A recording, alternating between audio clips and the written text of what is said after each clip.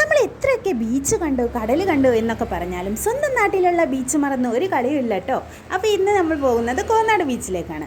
സൺസെറ്റിൻ്റെ ടൈമായപ്പോൾ ഞാനും ചേച്ചിയും അമ്മയും പിള്ളേരും പിന്നെ ഇതേ ഒരു കസിൻ സിസ്റ്ററും കൂടെ വന്നിട്ടുണ്ട്. ചേച്ചിയും ചേച്ചിയുടെ ഹസ്സും മോനും കൂടെയാണ് വന്നത്. അപ്പോൾ നമ്മൾ സൺസെറ്റിൻ്റെ ടൈമായപ്പോൾ ഒന്ന് കോന്നാട് ബീച്ചിൽ കുറച്ച് നേരം കാറ്റ് കൊണ്ടിരിക്കാൻ വേണ്ടി വന്നതാട്ടോ. സ്കൂൾ ടൈം മുതലേ കണ്ടുവരുന്ന ഒരു ചെറിയ ബദാമരമായിരുന്നു, ഇപ്പോൾ വളർന്നു പന്തലിച്ചു കേട്ടോ. അങ്ങനെ ഇതേ നമ്മൾ നൈസായിട്ട് പൂയിലേക്ക് ഇറങ്ങി. കുട്ടികളുടെ ഒക്കെ കൺട്രോൾ പോയിട്ടുണ്ട്. ഇപ്പോൾ തന്നെ കളി തുടങ്ങി ചിലരൊക്കെ. ഞാൻ മാത്രമാണോ ഫോണുമായിട്ട് ഇങ്ങനെ തിരിഞ്ഞ് കളിക്കുന്നത്.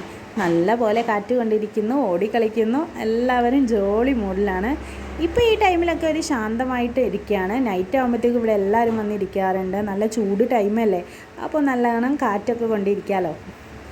അപ്പോൾ കുട്ടികളൊക്കെ കളി തുടങ്ങി. ഞാനൊന്ന് ചുറ്റി കാണിച്ചു തരാം. ഇവിടെ ചെറിയ ചെറിയ കടകളൊക്കെ ഉണ്ട്.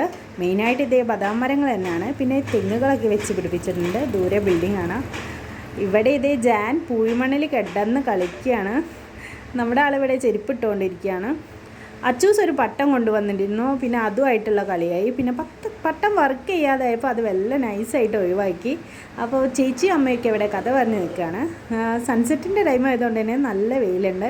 ഈ പൂഴിമണ്ണിലൂടെ ഇങ്ങനെ ഇരുന്നിട്ട് നല്ലതാണോ നമ്മുടെ കഥ പറയുക, സൊറ പറയാന്നൊക്കെ പറയാം. അങ്ങനെ ഇരുന്ന് കുറച്ച് സൊറ പറഞ്ഞ് ഞങ്ങൾ. അപ്പോഴേക്കും ഇതേ ബിയറിൻ്റെ കുപ്പിയൊക്കെ കണ്ടപ്പോൾ നിങ്ങൾ വിചാരിക്കുന്നുണ്ടാവും ഇതും നമ്മൾ കൊണ്ടുവന്നതാണ്. അല്ല കേട്ടോ, ചേച്ചിയുടെ മോന് നൈസായിട്ട് പെറുക്കി കൂട്ടി വെച്ചതാണ് അവന് കളിക്കാൻ വേണ്ടി. പക്ഷേ കളിക്കുന്നത് ചേച്ചിയുടെ ഹസ്സാണ്. ഋത്തൂസ് ഒരു ബോളും കയ്യിൽ പിടിച്ച് എന്ത് ചെയ്യണമെന്ന് അറിയാതെ പകച്ചു നിൽക്കുന്നു. അങ്ങനെ കുറേ ടൈം നമ്മളിവിടെ സൊറയൊക്കെ പറഞ്ഞിരുന്നു, സ്പെൻഡ് ചെയ്തു. നൈറ്റ് ആയിട്ടില്ല, ഈവനിങ് സൺസെറ്റിംഗ് ടൈമായി. കുറച്ച് ഡാർക്ക് മോഡായിക്കൊണ്ടിരിക്കുകയാണ്. അപ്പോൾ നൈസായിട്ട് അവർക്ക് വീട്ടിലേക്കും പോകണം, നമുക്ക് നമ്മുടെ വീട്ടിലേക്കും പോകണം. അങ്ങനെ ടാറ്റ ബൈ ബൈ സി യു ഒക്കെ പറഞ്ഞ് അവരിതേ വണ്ടിയൊക്കെ സ്റ്റാർട്ട് ചെയ്തുകൊണ്ടിരിക്കുകയാണ്. നമ്മൾ നൈസായിട്ട് സ്കൂട്ടാവണം കേട്ടോ.